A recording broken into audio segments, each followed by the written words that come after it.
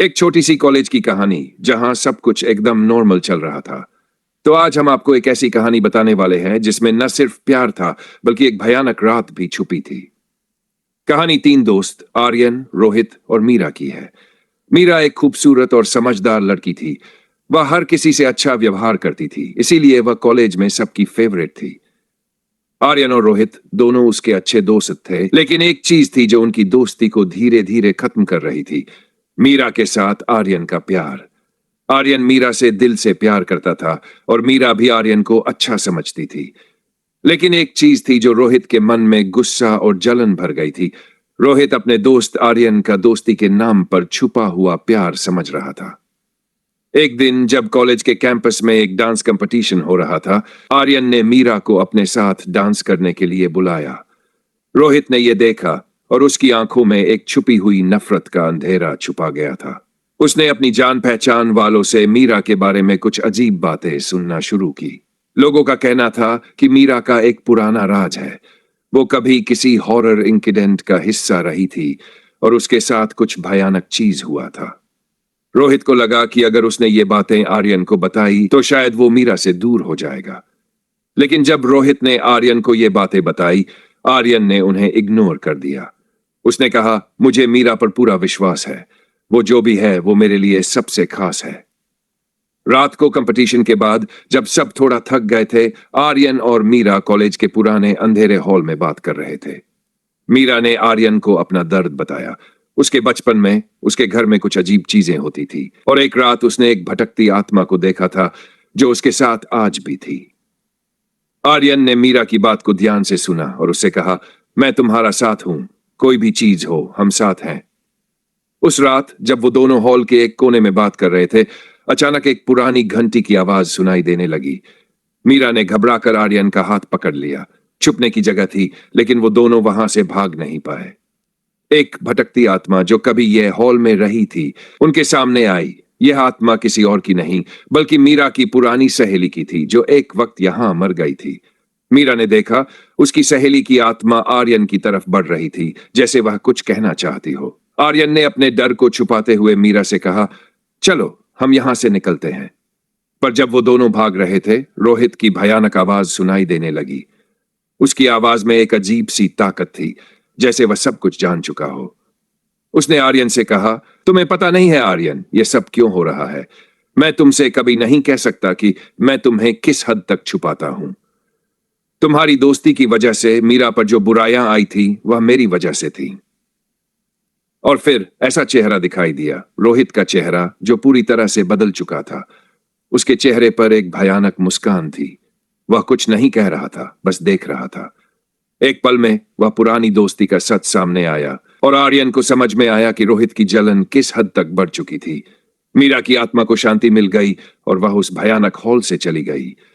पर आर्यन को समझ में आ गया कि कुछ रिश्तों का सामना करना और कभी-कभी ऐसे खौफनाक राजों को खुद पर लेना जरूरी होता है। आर्यन और मीरा की आत्मा को शांति मिल गई थी, लेकिन रोहित की बुराई पूरी तरह से खत्म नहीं हुई थी।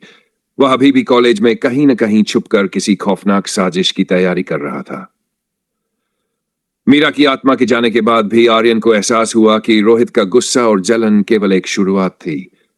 अब वह खुद को और मीरा को सुरक्षित रखने के लिए किसी न किसी तरीके से मुकाबला करना ही होगा।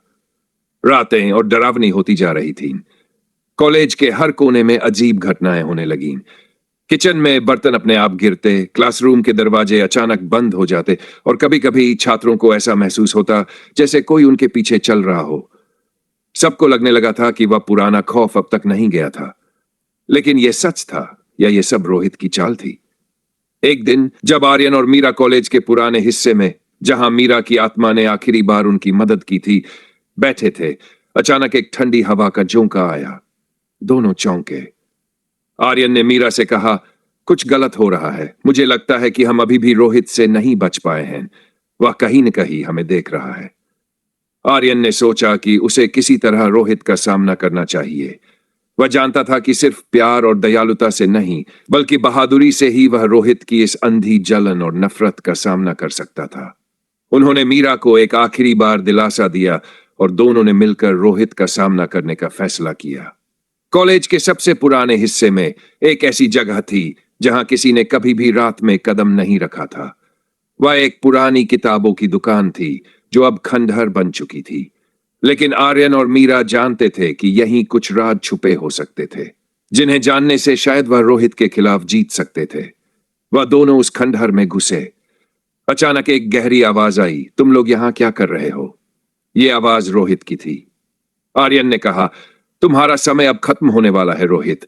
तुम जो भी कर रहे हो, अब हम तुम्हें रोकने आए हैं। रोहित सामने आया, लेकिन उसका चेहरा अब डरावना हो चुका था। उसकी आंखों में अजीब सी चमक थी और उसकी मुस्कान भी विकृत हो गई थी। तुम क्या सोचते हो आर्यन? रोहित हंसा। तुम दोनों अपनी बची हुई जिंदगी के साथ भाग सकते हो, लेकिन यह सब कुछ खत्म होने वाला नहीं है। इतना कहते ही रोहित ने एक पुरानी किताब खोल दी और उसमें से एक काले धुएं की लहर बाहर निकलने लगी। यह किसी भूतिया ताकत की तरह लग रहा था। आर्यन ने मीरा का हाथ पकड़कर उसे दूर खींच लिया, लेकिन रोहित की शक्ति बढ़ती जा रही थी। तभी मीरा ने वह किताब देखी और तुरंत समझ गई कि यह वही किताब थी जो उसे कभी अपनी आत्मा को शांत करने में मदद करने के लिए दी गई थी। उसने आर्यन से कहा, यह किताब मेरे लिए ही है। अगर मैं इसे ठीक से खोलूं तो शायद मैं रोहित को अपनी शक्ति से नियंत्रित कर सकूं। मीरा ने किताब के अंदर के मंत्रों को पढ़ा और जैसे ही उसने आखिरी शब्द बोला, एक तेज रोशनी फटी और वह काले धुएं की लहरों को सोखने लगी। रोहित की हंसी अचानक बंद हो गई।